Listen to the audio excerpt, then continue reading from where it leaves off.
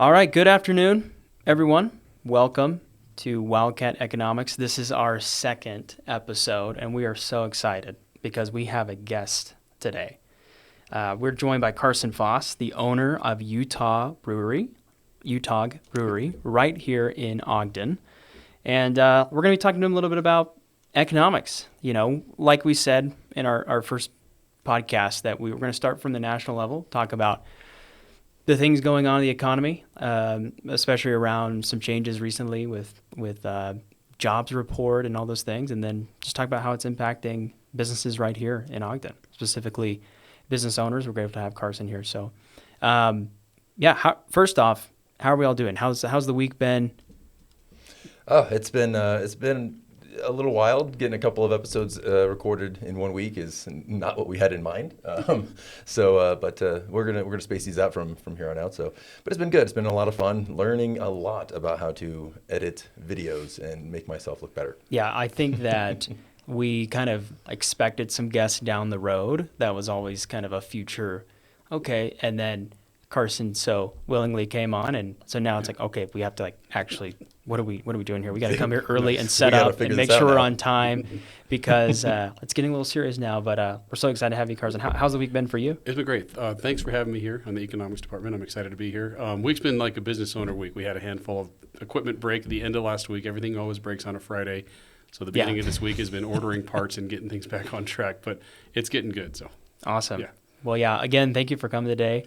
Yeah. Before we dig into the economics, we did just want to, give you some time to introduce yourself, talk about, it's a unique business, brewing, especially around craft breweries. Those are pretty popular here in the Rocky Mountain West. How did you get into it? Were you always a brewer, or is this a new thing for you? Maybe talk about your background there. Would love to get to know you more. Oh, for sure. My name's Carson. I got a wife, Cassandra, 2 kids, Evan and Marcus. We've been in Utah. We grew up here. And I started out as an airline pilot. That was my goal. That was my track. I made it happen. And I was working with the airlines forever, for about 12 years. And then in 2016, we were back here in Utah. And at that time, there wasn't a lot of movement. My wife had a decent job. And I was like, I need to take care of my kids. So started to take care of my kids for a little bit, and at home brewing a lot at the time because I was at home. And then my friends had started Park City Brewery up in Park City. Okay. So I kind of went up there, hung out with them, cleaned, packaged, got to dabble in some brewing. And after about 9 months, I'm like, you know what? Ogden, I can do this, and Ogden needs another brewery because Rooster's been around for almost 20 years, and they're great. But there was just one option. And north of Kaysville, there's over almost 800,000 people plus an Air Force base. And so there's definitely room for a brewery. So I kind of, got the bug. I'm like, I think I can do this. So I took a class with Portland State University, and it wasn't a degree. It was a certificate program. Yeah. And it kind of just helps you, put the business plan together. Not the brewing side of it, but all the nuts and bolts on what an operation entails and how to do it. And at the end of it, you come out with a pretty detailed business plan. So I'm like, let's do this. And the reason I want to do it is when I was an airline pilot, on my downtime and overnights, if I had time, I'd always go try to find a brewery or something like that in the city that I was in. So over 10 years, I've been to a brewery in every single state and kind of made a good mental memory of what I liked, what I didn't like, and what I wanted to bring to Utah, especially northern Utah, because we only had one to choose from. So putting all those ideas together, we found an awesome building in 2017, downtown Ogden. It was a historic building. It was all concrete at the time, needed a lot of work. And then my uncle-in-law, Jack, and his wife, Susie, they're our neighbors. They had just sold a business, and we're close to them. And I pitched the idea, hey, do you guys want to help me start this thing? And they said, sure. So the three of us, got working together. We found the building. We found the landlord.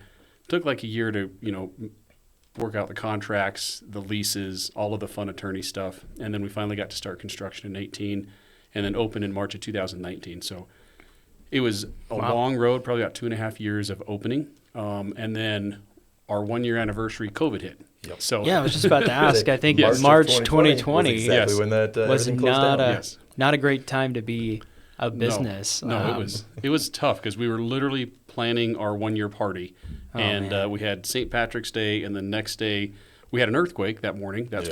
So we woke up with doors closed and an earthquake, and I was like, wow, this is 1 year in, and they always say first year is the toughest, right? Mm-hmm. So we had to close for COVID, and then as we reopened, it kind of it went really slow at first because you could only like sell to go, and then we'd had the 6 feet apart seating, Yep. and but I always kind of thought it was a good blessing to go through that, is because when we opened in 2019, I had never ran a business before, I'd never brewed commercially before, I never had employees before, and so I was just listening to all this outside advice. You need this, you need this, you need this, and so I said yes to everything. But being forced to close and then being able to reopen, I could be like, I don't need that. I don't need that. And Right. it taught us as a business how to run really lean. And I think that's really helped us, our second opening from there. So, Yeah, and I think what was interesting about COVID, especially around any kind of service-based business, restaurants, is everyone realized how much restaurants had an impact on them and how important it was to go to restaurants. And so it's almost like you had this crazy demand shock where, for probably 18 months there, all small businesses, but especially service-based businesses, restaurants especially, were hurting. But there was this pent-up demand of, okay, as soon as we can get back to normal, like we're going to the brewery. Yep. We're going to the restaurant. And so now, we could talk a little bit more about this now, but I feel like there's this more appreciation for the restaurants in our community. And there seems to be a connection now of, it's not just a business, it's part of our community. The beautiful building that UTOG's in, the drinks, the food, everything now is a little more appreciated after that insane Black Swan event. Oh yeah, I mean, and I will say I tried my best to do my part, in that my stimulus checks went almost exclusively to upgrading my beer selection at home, I like it. and for and brewery T-shirts from all the local ones. So we appreciate it. We did see a huge community like outreach and support, and the assistance the government offered to small businesses, the payroll protection plan, and others did really, really help. That definitely helped keep the lights on and employees, retained. But I think it really drew awareness, like you just said, on how important all those little small businesses are in the community, because they employ a lot of people. Yeah. So. Yep, absolutely. My quick question for you was, what was it like going from a employee to a business owner?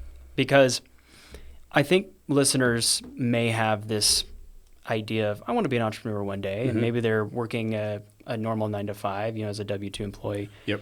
Having that steady paycheck, steady benefits, what was the biggest shift to, okay, now I'm running a business and now I have employees who are kind of relying on me? I think the biggest shock was the ability to turn it off. When you're a W-2, most people can walk out the door and it's at work. Right. And you go do your weekend, you do you. But when it's your business, it's 24/7, 7 days a week. Every little problem that comes up, no matter whose task it is, it's your problem. Like everything that goes wrong, it is on you to, at the end of the day, if they don't do it, it's on you. So I think that's the biggest shock, is there's no turning it off. It's always pros, there's cons, and if everything's going great, you get the rewards. If everything's going bad, you get, the bad feedback. So I think that's the biggest thing is, there's not really a break, and your mind's, even when you go on vacation, your mind is like, is this getting done? How's this going to be when I get back? But it's a love-hate, because it's very rewarding getting, invited to do podcasts like this and give back to the community and just have a really good spot.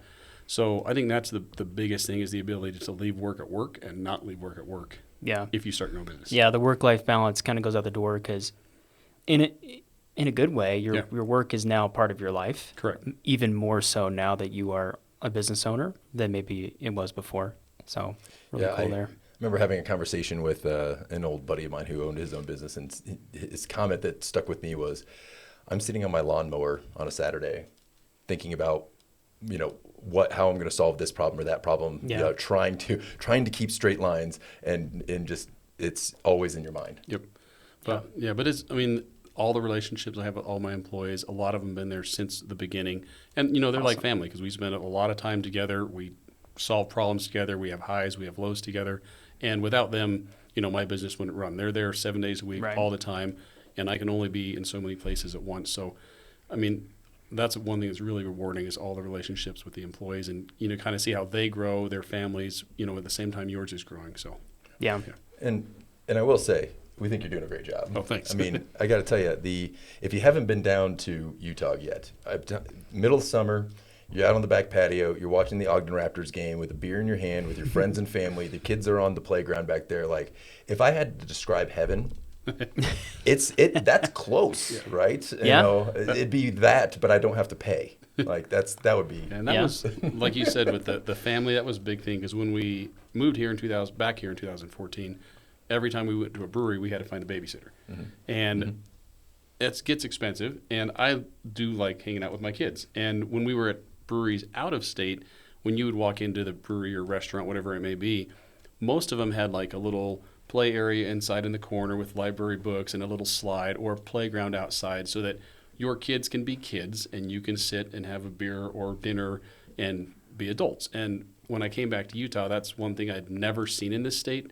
And my goal was to make a family-friendly brewery. So it's kind of rewarding when I walk in on a Saturday and I can see all the baby strollers lined up along the brew pit. And then, you know, we're welcome to everybody. If you don't have kids, you're more than welcome. We've got a great bar, and it's kind of a good thing for everything. That was the target. Yep. Yeah, and I can attest to that. I don't drink alcohol, but UTOG has great food as well. Mm-hmm. So don't sleep on that. It's a great time. Yep. Well, thank you, Carson, for talking about that. It's a cool story, and going from something, and this is important, I think, as a student and just a student of life, is you can reinvent yourself. You were a pilot. That doesn't necessarily translate to being a owner of a brewery. You know, it's hard to see that connection. Correct. But you can reinvent yourself. You can earn skills as an employee, as a student, that can be with you later in life if you do want to do something different. And I'm sure there's lessons you learned from being a pilot that you carry with you today, and that your employees benefit from as well. So thanks for that story. Yeah. We kind of want to move now to the economics of Wildcat Economics. And we're just talking today about some general macroeconomics trends. So when we say macroeconomics, we're talking about big picture stuff. Okay. When you turn on Fox News, when you turn on CNBC, it's the idea of the economy as a whole changing. So some macroeconomics things, and Andrew can correct me here, but are interest rates and job loss reports and just tax reform. Like, all these things are kind of more big. And then we kind of want to break it down to what we call the microeconomics, which is what's happening day to day. And a great example is UTOG, which is a business that is probably very sensitive to some of the macro things happening. When we see tariffs, when we see job loss, one of the budgets that usually is impacted is people's ability to go out and spend money on beer, on food. So it'd be very interesting to talk to you about how these pie-in-the-sky things impact the business at a whole. But Andrew, tell us what's going on in the economy right now. Yeah, it's really been a whirlwind. So here's kind of how I view the general situation, and this is why I love to have your opinion, because when I'm reading the tea leaves, right, when I'm looking at the jobs reports, when I'm looking at GDP releases, and it kind of gives you a picture of what's going on overall in the economy. And so right now we're looking at, let's talk the jobs report. Just came out this past Friday, 22,000 new jobs added, and that's a really, really low number, and that's going to scare a lot of people, just headlines. We've seen downward revisions to previous months. So basically everything since April has been very flat, which a lot of people would think, okay, this is, you're pushing, recession, you're pushing, a downward trend in the economy. But when you dig a little bit deeper, it's a little bit more nuanced. So we're not hiring a bunch. Those hiring numbers aren't very high, but we're also not seeing layoffs like we normally would. In this type of frame, it feels like local businesses, if give the car metaphor, we're kind of just coasting. No one's really sure whether to hit the gas or whether to hit the brake, and so we're seeing people like, I don't know if I want to make this type of investment. I don't know if I want to onboard more people if I have to turn around and just fire them right afterwards, and the economy goes south. And so a lot of this just seems like there's just a lot of policy uncertainty out there. We talk about tariffs, we talk about immigration, and I would argue that it's not that the tariffs are pushing down the jobs numbers, it's that we don't know what the tariffs are going to be. I mean, even right now, as we're recording, we're waiting for the Supreme Court to decide whether or not some of these tariffs are legal. So they've been in place. They might go back. People might have to be reimbursed. We don't know. Immigration policy is another one of those things. Like, okay, we have a lot of laws on the book. Past administrations maybe haven't been as strict. It's a little bit stricter now, but there's just a lot of uncertainty. We don't know how far that's going to go and how that's going to impact us. And so, Carson, what are you seeing on the ground? Is what I'm mentioning here, is this similar to what you're experiencing? Yeah, what you said just a few minutes ago about being like coasting on cruise control. So my business is only 6.5 years old. You got to throw out year one, because year one, that doesn't count. Then we had COVID. So like you said, we were closed, and then everybody came out like gangbusters as soon as it opened up, and we were packed. 2022, interest rates were 1.92% on everything, and everybody coming out of COVID, they wanted to go party, have fun. So 2022 was great. 2023, that's when interest rates started going up, right? Yep. And then 24, we had an election plus interest rates. And according to all my managers that have been in the restaurant industry forever, election years suck for restaurants. Everybody doesn't know what's going to happen. Interesting. So they hold on to their wallets. Plus, you throw in the interest rates and the same thing, like you just said. And then 2025 came around, and everything you just said, interest rates have not gone down. And then you have the tariffs coming in, and everybody does not know. People like to be comfortable, right, when they go out and spend money, and they don't know what tomorrow is going to bring. So I think the people that usually go out and are more free with their cash, restaurants and entertainment is the first to get cut when you want to. Not only are you saving money, but health-wise too. And everybody's always on a health kick. So I think restaurants get hit in a double whammy for that, which is good. You can't, talk bad on people for wanting to be healthy, but they watch their wallets, and restaurants are usually the first to go, or entertainment. So with the jobs, we've had very low turnover the last 48 months. Like, the only people that have quit is either they got a better job or they moved. But it's kind of been very stagnant. We might bring on 2 to 3 kitchen personnel a year. Servers and bartenders are a little different, because a lot of them move around. They do ski season, so it's kind of hard to track those. But the full-time jobs, it's been very low turnover, stayed about the same. And then our business-wise, like 23 is probably 18% down from 22, and then this year we're probably another 4%, and then 24 is about 4%, and then this year is very similar to 24. So cruise control is a perfect way to put it. I think those that have money or decent steady jobs that aren't quite as can't fluctuate quite as much with what's going on, they're still going out doing their lives. But I think a lot of those are people are waiting, because I have a ton of friends, and when we go out talking or camping, a lot of them are like dying to refinance their house. I mean, I can name 8 out of 10 friends that can't wait for just it to get lower. Waiting for that to lower. They're not buying new cars. They're not buying boats. They're not doing anything big purchase wise, because they're all waiting on that interest rate thing. And and that trickles down to, how much do I have to spend to go out to eat this month? So, it all trickles. I like that that term, trickles down, because we're talking about these high pie in the sky interest rates. Yep. And what we mean by that is essentially the cost of borrowing money, which you may say, well, how does that impact a brewery? It impacts them directly if the brewery is borrowing money. If you borrow money at a higher rate, then you have to make higher interest payments, which lowers your profits, lowers your ability to buy more food, expand, all that. But it really impacts your business and businesses like yours, because businesses are not expanding, and therefore, as we've seen, jobs are not expanding. It trickles down that the cost of borrowing, if it's high, it trickles down to essentially the lowest level of there's just less spending going on for 2 reasons. One is there is actually less ability to purchase wants, because now I have less money coming in, I have to take care of my needs, and now entertainment, like you're saying, kind of goes on the back burner. Yep. But the other aspect, and I think the more important thing you mentioned, was the psychology of, I'm just going to wait because I don't know. And I think that's really what causes a lot of this heartache, is I don't know what's going to happen. And we're kind of in a double whammy, because, like talking about tariffs, right? Those are affecting things that you need. We just talked about the wants and not having the cash flow for the wants. True. But now the things they need, like groceries, cars, metals for everything everybody uses every day, your iPhone, those, I mean, it's not a need, but some people think it's needs. Those are also affected. So no matter what side you're looking at, the restaurants or the needs, they're both going up.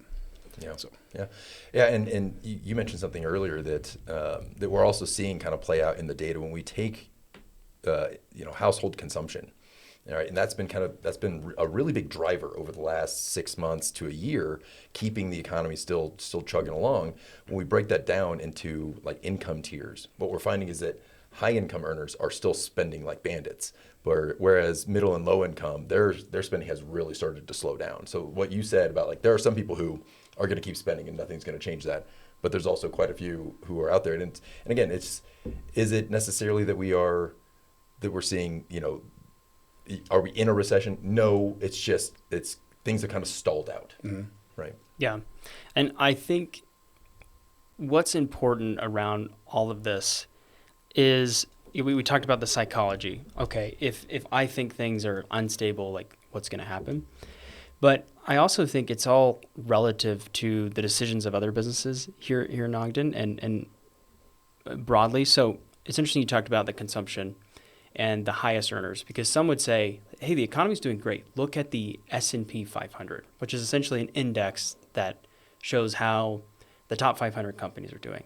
It's just going up.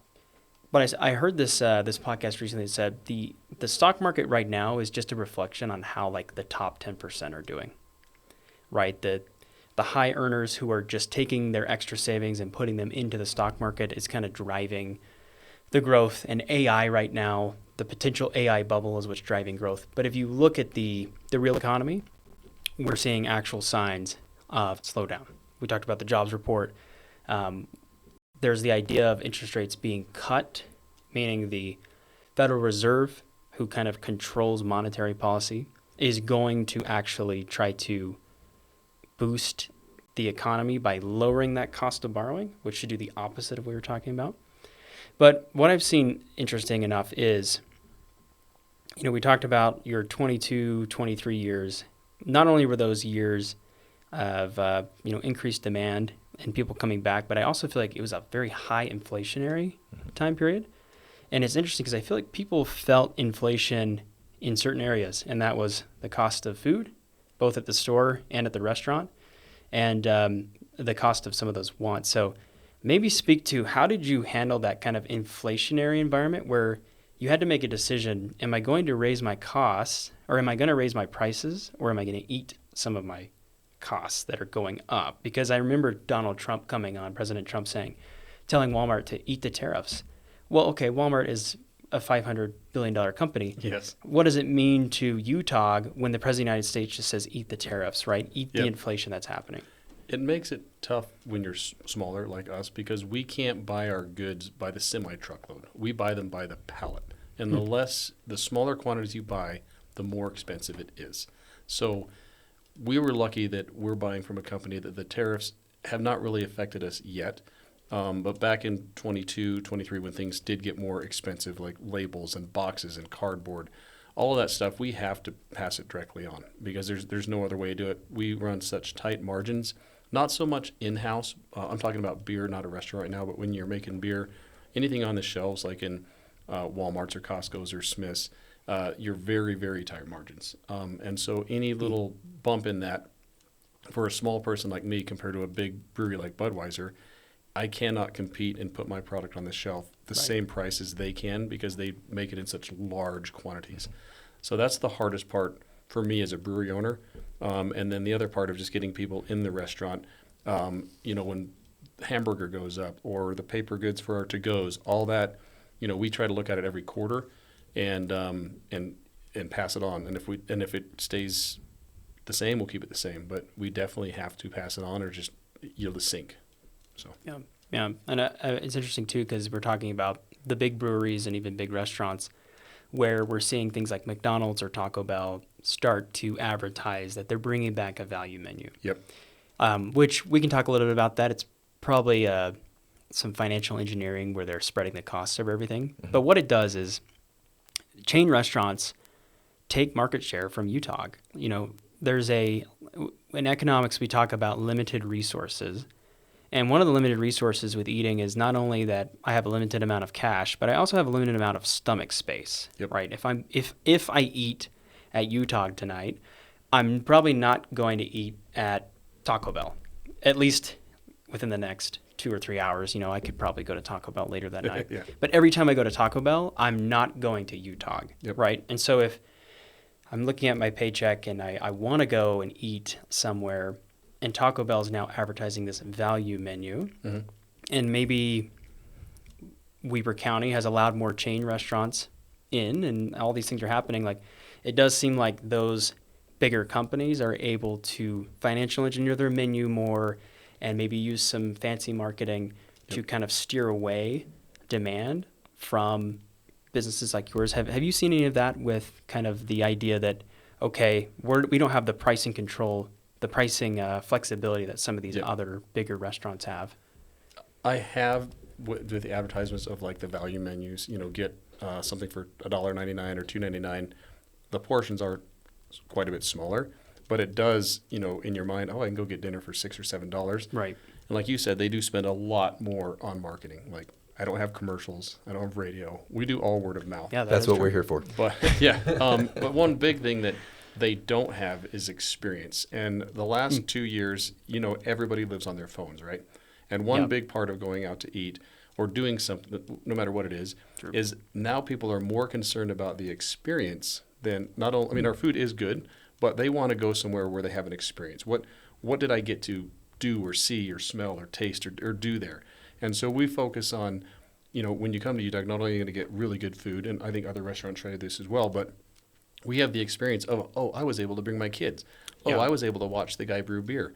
Oh, I watched a baseball game out back. You know what I mean? Yeah. Like now you have an experience. So now everybody lives on their phone. They're sharing that experience with others where, like you just said, the chains, you don't see people blogging about Olive Garden or Taco Bell on their Instagram. You know what I mean? So I think that's the advantage that we have when we try to push is when you come down there, you're going to get a great experience along with really good food, and you're going to meet our great staff where all the other places don't have that. Yeah, I agree. So, I think that's why people do go to restaurants for good food.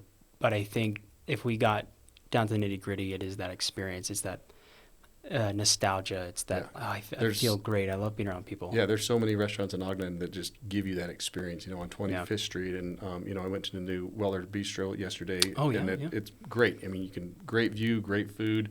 They know, you know, and there's like 10 of those around Ogden where you get a great experience, and you know, every day could be different. Sure. So here's a question for you. If you mentioned 25th Street, so you're just a little bit off of 25th Street. Yep. And you talk to other business owners, I'm assuming. Are there unique challenges to operating in that kind of crowded downtown area? You see businesses come in and out, and sometimes I wonder, are there unique challenges to have, you know, to being on that stretch or in that general vicinity versus kind of a separate location outside of there? It hasn't been in the past, but I think more recently and moving forward, parking is going to be an issue. Okay. We don't know what Wonder Block is going to do because that's still under construction. I'm fortunate enough I'm fortunate because I have baseball, and then also the parking garage across the street. Love that parking 700 garage. free stalls. So we've got no parking problems. We've got good entertainment. But I think 25th, I know their rent is higher. When I was looking for real estate back in 2017, it was 100% more than what I'm paying. Oh, wow. Wow. And then previously in the conversation, we talked about how those with money are still living the same. Yeah. And those, as you dwindle down the income, there's got to be a line somewhere. We don't know what it is. Is it 90,000? Is it 110? We don't know. But in Ogden, I think that line is way more, I should say Weber County, way more defined than in Salt Lakes. Because with the change in wealth, it's hard because as soon as you get to a certain price, you're going to lose a lot of customers. Where I think in Salt Lake, you can have a $4 or $5 swing on a hamburger, for example.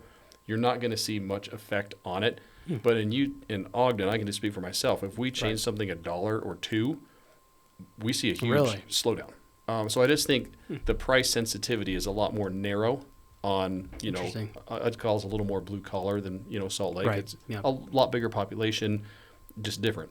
And I think that's tough for 25th Street myself, is because to be able to pay that rent and afford that premium spot, you really have to balance that, because if their hamburger's $2 more than mine, Ogden knows it. You know what I mean? And it makes it very difficult. And I wonder too if your employees, you know, because in a restaurant brewing environment where, maybe there's tipping going on. I wonder if customers are still finding the money to come out and eat and drink, but they feel like, oh, the menu prices are going up if they kind of, take some off the top when it comes to tipping, or if your employees, like, have you noticed any feedback from your employees' experiences changing given the changing economic trends going on right now? They have not. The tipping's been good. I think people recognize how hard servers and bartenders work, and they realize they don't make much hourly, and they rely on those tips. So I think, I know my staff, that great customer service, we preach it all the time, and that's what we focus on. And I have not heard any rumors about their tips being less. We are a little less busy, so at the end of the day, Right. it kind of all balances out. But I haven't heard a complaint about tipping from my staff. Interesting. So, Yeah. Well, one other trend I thought was fascinating, and this is kind of Gen Z, is Oh, here we go. so Gen Z loves experiences, which is great for restaurants. Correct. Gen Z's spending more money on going places than buying a nice handbag. But also there seems to be a double-digit decrease in alcohol purchases. You talked about some of the health trends. I'm not saying we're having another prohibition here in the United States, but we are having a reckoning with, okay, maybe I'm going to drink less alcohol. I'm going to eat less fried food. I'm going to eat less, restaurant food. And this is less of a constraint and more of a choice that I feel like the younger generation's making. Have you noticed that at all? And if that was the case, like, how would you flex to that? How would you adjust to that if you continue to see that trend? I agree with what you're saying. So watching that, I think that 21 to 35-ish is really less of drinkers than above 35. And I think that's just how we grew up, our parents before us, the environment. And like we talked about, everybody has a phone, and you're following those people that are healthy, the skinny, and that's what we all want to be, and we're saving money. So definitely I think that younger generation is buying less alcohol. Like if you go into a brewery and you look around, most people are 32, 35 and older.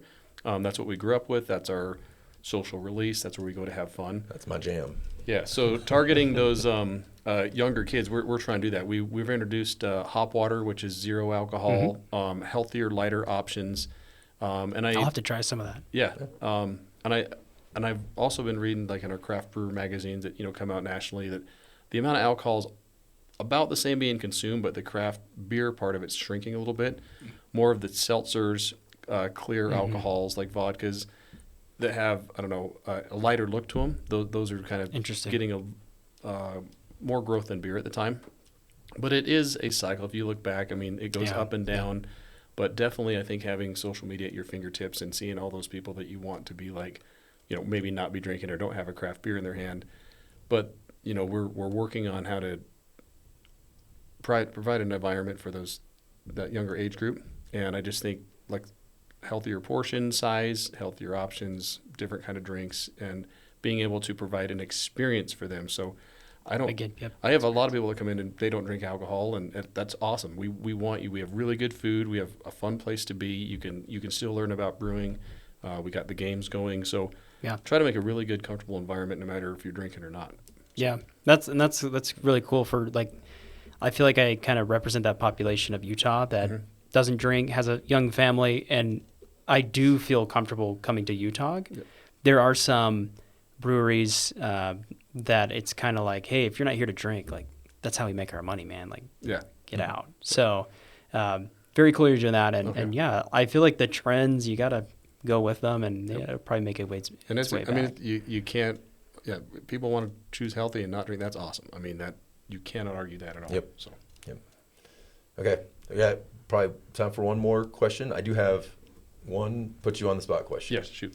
Go ahead. As a brewer, as someone who owns a brewery, do you feel professionally obligated to sign off all of your emails with cheers? Yes, I do. I do cheers most of the time. Even when I text people, I think I do that. Yes. Nice. Oh, yes. man. Very I good. switched about 10 years ago. Yeah. Very cool. Yep. Very cool. That's awesome. Yep. Man, if I got an email from a brewer, which I don't know when I would, and he ended it with cheers, I would just kind of chuckle and be like, that is so great. That's what stood out to me. I was like, I feel like that he feels like he has to do that. I'm trying to think of all my other brewery cohorts, and I think pretty much a lot of do cheers. Yes. Yeah. Yep. And I'm assuming if you're watching, you may see the shirt that Carson has on. It's the old Utah Hockey Club logo made into a UTOG. That is an amazing shirt. I hope I can get my hands on that. It sounds like we can expect, if we want to watch some Utah Mammoth this year, Yes. games will be on. You're a big hockey guy. We put them on, and then we worked really hard last year to get our beer in the Delta Center. There you go. Oh, We got our fantastic. Bar Down IPA down there. So if you're at the Delta Center and you want to support local, There you we go. have on draft and they'll have cans. So good job for that. We're excited for our sales team. Well, awesome. Fantastic. Yeah, I'm a new and expecting Mammoth fan. I feel like there's a lot of people here in the state like that. And what was interesting, when we're talking about around drinking, I think that Delta Center had the most drinking that ever occurred at Delta Center was like that preseason hockey game. The home opener. So yeah, Yep. or the home opener. So it attracted all the brewery fans. Yes, I all think at that was once. almost $250,000 in Wow. in beer in one night. Wow. Great That's stuff. fantastic. Yes. Well, Carson, thank you for coming on Thanks for as having our me. first guest. Absolutely. Thank you. We really do appreciate it. And, hopefully this has been a good experience for you. And hopefully our listeners have learned something about economics and what's happening here in Ogden and learned a little about breweries and such. So, yeah, we're happy to have Carson here. And, do what you got to do. Subscribe, whatever podcast, whatever YouTube, whatever you're listening to, go ahead and subscribe. Yeah. We're trying to build this thing. If you have questions about what's going on in the world, you have guests that you want to see on here, talking and giving their perspective, let us know. And, we're always looking for new topics that you guys want to hear about. Okay. Thanks for having me. Thank you.